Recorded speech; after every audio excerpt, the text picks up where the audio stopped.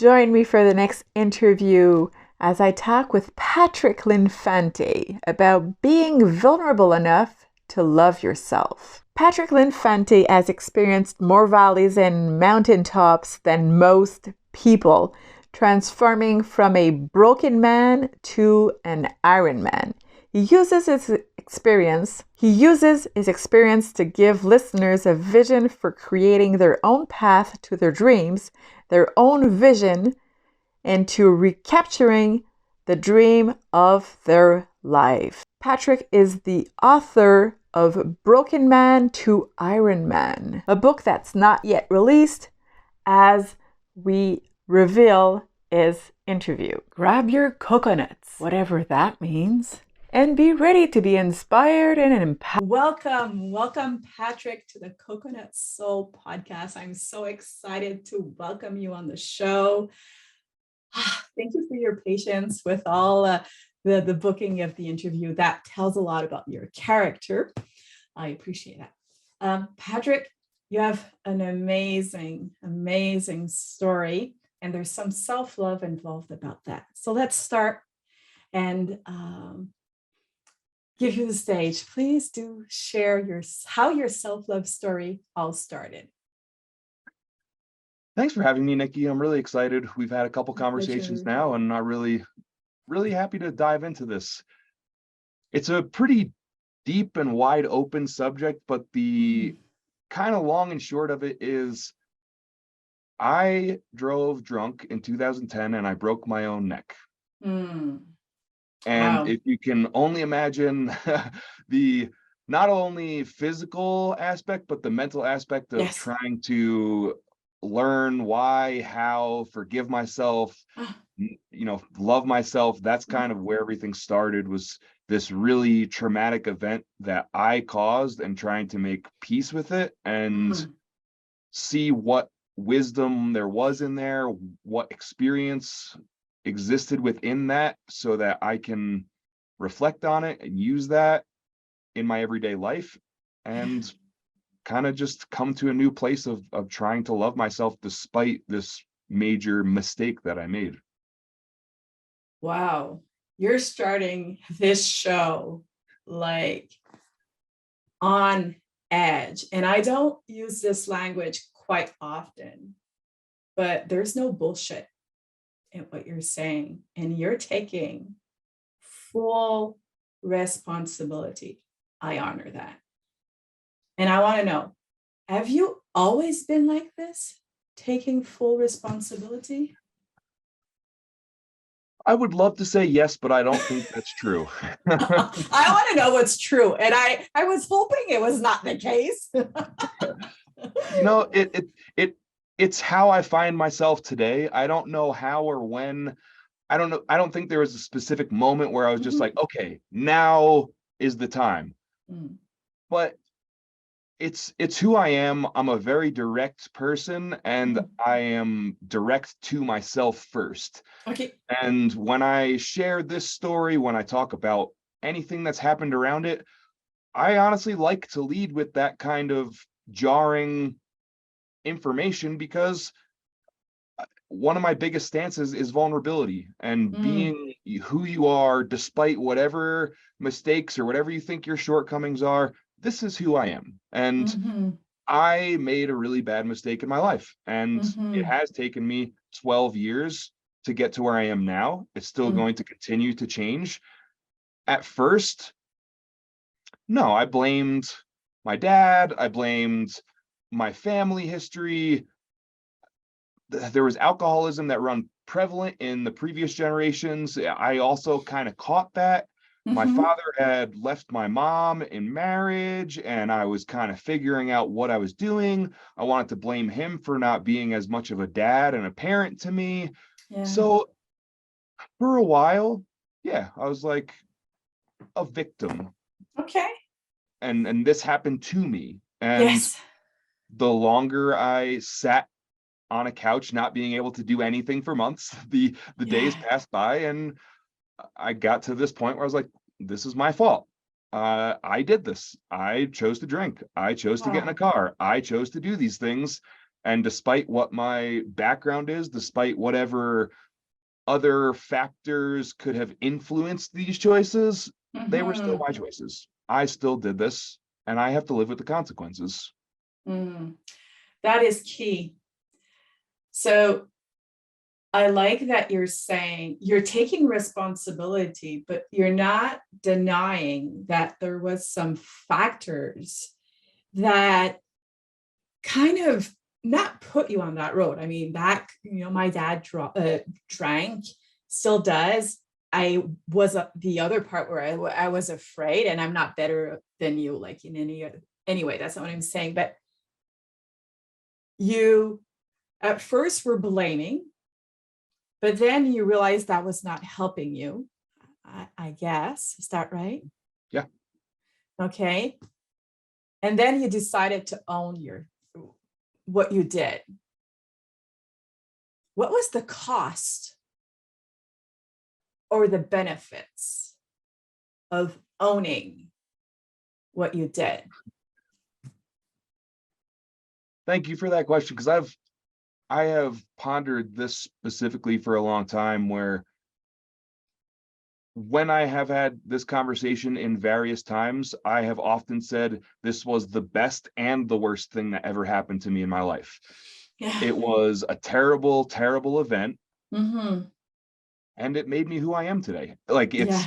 it's part of my story. It's a chapter in that book of my life that was the part of the hero's journey and the cycle of life. And it was the event that caused me to have to reflect, to have to realize what I'm doing in my life, to realize where I'm going in my life. And one of the things I used to share was, I think one of the most interesting parts that came out of this was, many things we only learn once in life. Oh, I love that. And sometimes there's a big delay, or a big, from the time you learn it to 5 years or 10 years pass before you go back to it. But it's never quite the first time. It's still, you have some kind of memory, some kind of understanding. You're kind of starting above square one. You're starting ahead of the actual start line. But for me, I learned how to eat again. I learned how to write with my hand again. I'm a musician. I learned how to play an instrument for the second time, like it was the first time. Yes. So it gave me all these weird perspectives of, oh, I used to be able to do X, Y, Z. It was second nature. I took that for granted, and I literally have to start from square one and teach myself something that I already have learned. And it was just kind of an interesting perspective for me to be like, oh, you never learn how to brush your teeth a second time. It's just once, and then you know how to do it. You don't learn how to eat with your hands and your food like a second time. It's just, you know how to do it, and that's it. So exactly, just started over and got to have these like early life memories that sometimes we don't really remember what it's like to pick up a spoon, but have that be when I was 24, 25, learning how to do that and actually have a memory of doing that. That is cool. That's a blessing, I would think. Yeah. Amazing. And you're courageous. I cannot imagine what it was like to have to learn all this again. And you did. And not only did you but you couldn't use your car. So then you started using your bike to go to work. Tell us a bit about that. Yeah, this was interesting. First and foremost, I was the only person involved. Mentally, that's the one thing that saved me from I hurt someone else, I did something to someone else, they have to deal with my repercussions. So first and foremost, that was the number one thing to say, like, this is mine and my journey alone, and nobody else can have an opinion on it. I mean, everyone can have an opinion on it, but at the same time, we don't care about that. It's your story, it's your life, and I have to make peace with it. So exactly, it's kind of where that led me. And the biking thing, so obviously it was a ticketed offense. It was a court date or whatever. And my lawyer got the court date adjourned. I was supposed to go to court 3 weeks after the accident, and he got it adjourned because I was in a brace from my waist to my neck. I couldn't move. I couldn't do anything. I told him, don't do that. I'm sitting on a couch for 6 months. Just take my license now. I don't care. I literally can't do anything. Just take it now. So he gets it adjourned. I don't hear anything for 2 years. Oh, I boy. move 100 miles away. I start a new life, start a new job, meet new people. And one day a piece of mail shows up saying, come to court. Okay. They had sent my case to the Supreme Court of New Jersey, tried to indict me on criminal charges. Someone like filed it or something and lost it for 2 years. Someone doing some housekeeping found it, sent it back to the county court. And ultimately I went to court for like 4 months in a row, trying to subpoena this DA to be like, what happened? Why is this length of time happening? Guy never shows up. The judge just says, you can take a plea or you can go to trial. We're not going to push this any further. So I take a plea. I lose my license for 3 months. That was the kind of plea, not being 6 months or not being a year. It was a DWI. It was the same charge, but I lost my license for 3 months. And I went to Dick's Sporting Goods, bought a $400 Cannondale hybrid commuter bike, and biked 9 miles each way to work 5 days a week for 3 months. And this was in New Jersey. It's pretty much flat. There, no elevation. I was like, all right, this is kind of cool.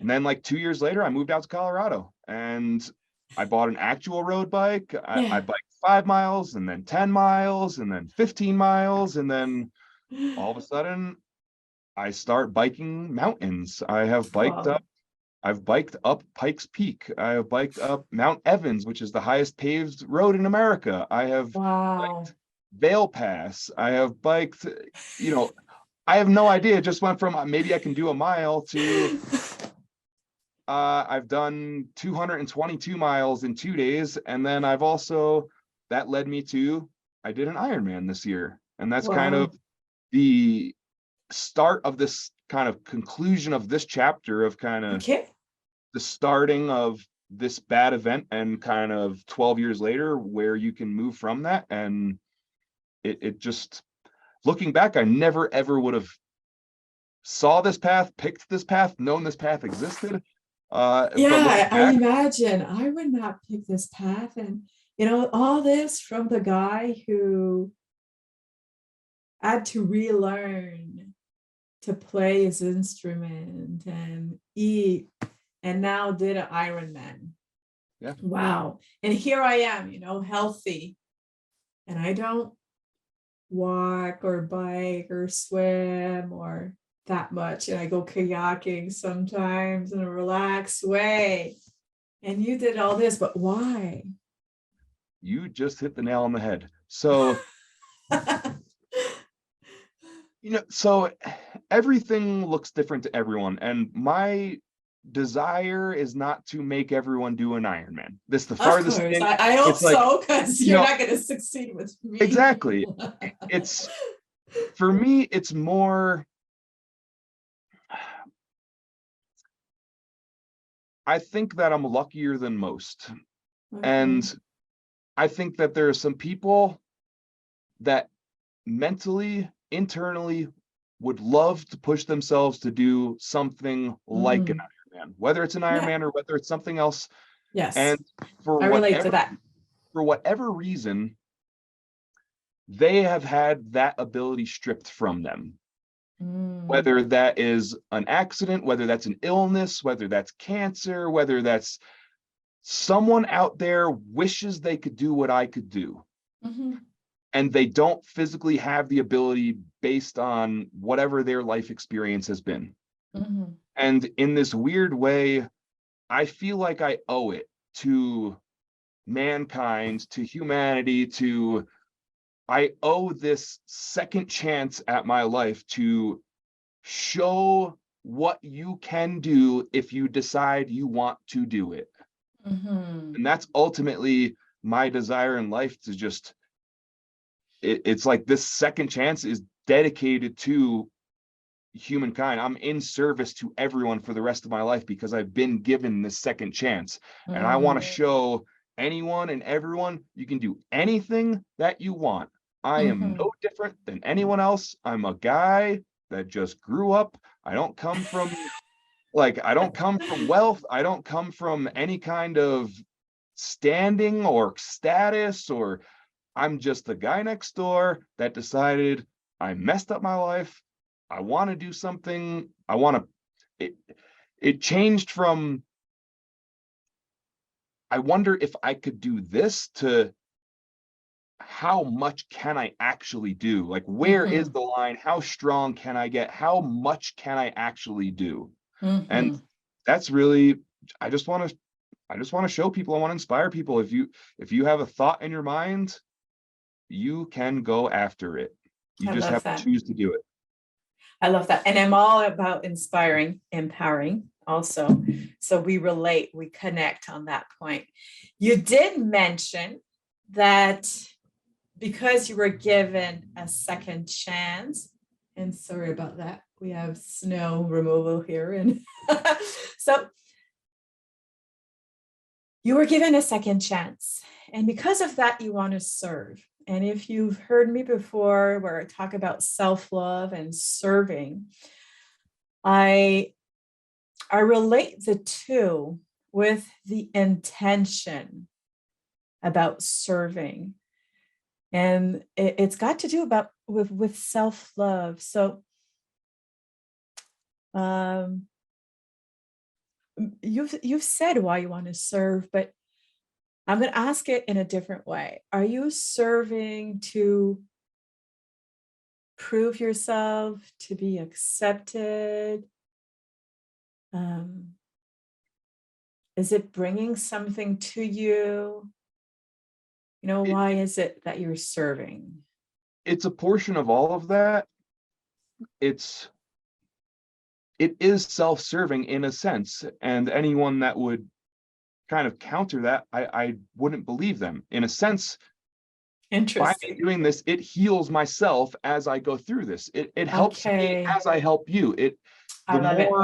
Yes. Okay. It's like me showing other people it is safe to love yourself, and giving people that permission to say, I am putting my heart out on my sleeve. I am living in front of anyone and everyone, and I will show you the good times. I will show you the bad times. And it's part of the journey of loving yourself. And you can do it too. And try to show people that it is possible to love yourself. And it might look different than the way I'm doing it, but it's safe to go out there and be vulnerable enough to love yourself. Okay.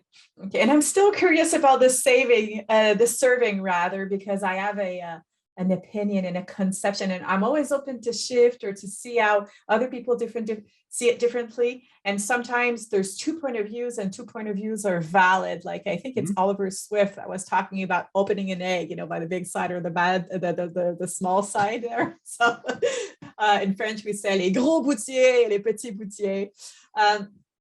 So when you're serving, I'm going to ask the question just directly. Does it provide you pure pleasure? Is it out of your pure essence? Absolutely. Okay.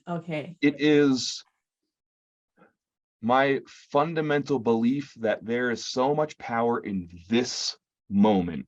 Amen. Right now.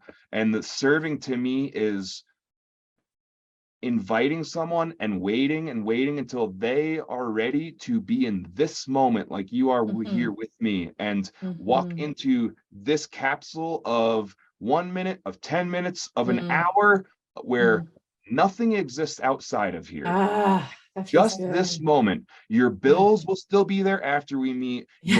Your fight with your wife or your daughter or your friend or your brother, your husband, they will all still be there after this. But for this time, like, walk into this moment and see what exists in this moment. Not the memory from last year, not your anxiety about a year from now, but like, what do you feel right now? How honest can you be with this moment, and where does that lead to?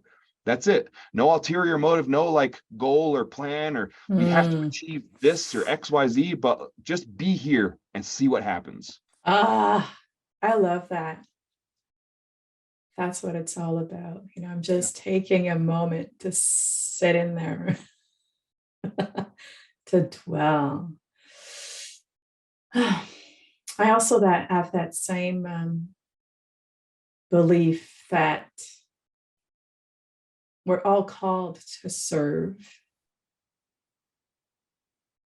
Sometimes I've served for the wrong reasons.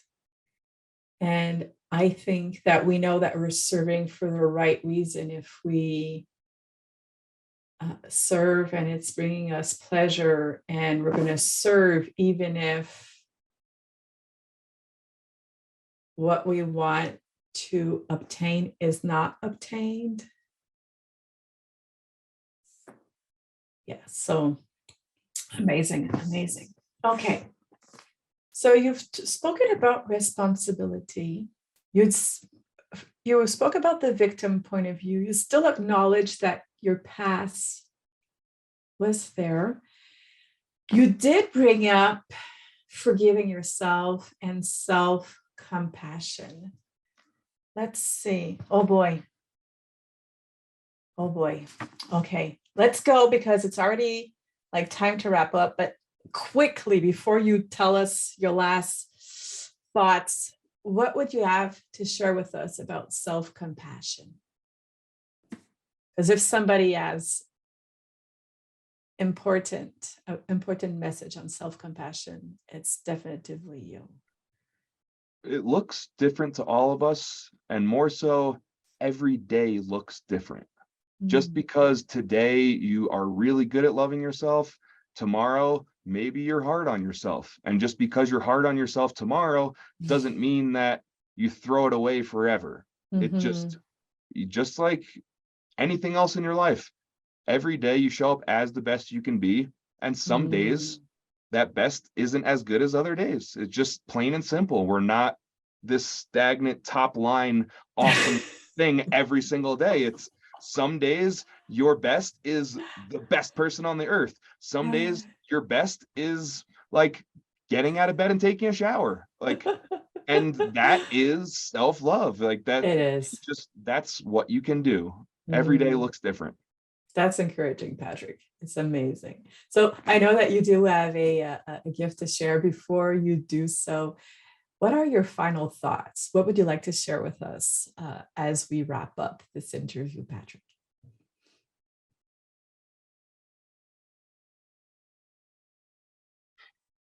My final thoughts are, we are okay how we are. I love that. Thank you. I know we needed to hear that. It's soothing once again. It's soothing. It's nice. Thank you for sharing that. And now, for people that want to connect with you, what's your gift for them? My gift is what we just talked about. That hour where nothing else matters. That hour where you and I sit down and we talk. I don't care what it's about, where it goes, what is on your mind today, because there's about 7 layers underneath that thought you just said, and we're gonna just pull them out. And at the end of that hour, I'm not gonna promise you anything. I'm gonna promise you, well, I will promise you that we will spend an hour being in that moment, inside of that experience. And if you are free enough to walk into that, then you can find what you need to find within that space. That is lovely. And I love that you're not promising the moon. You're promising to be there for an hour and to listen and to give some space. That is lovely and precious. Wow, Patrick, time did fly so fast today.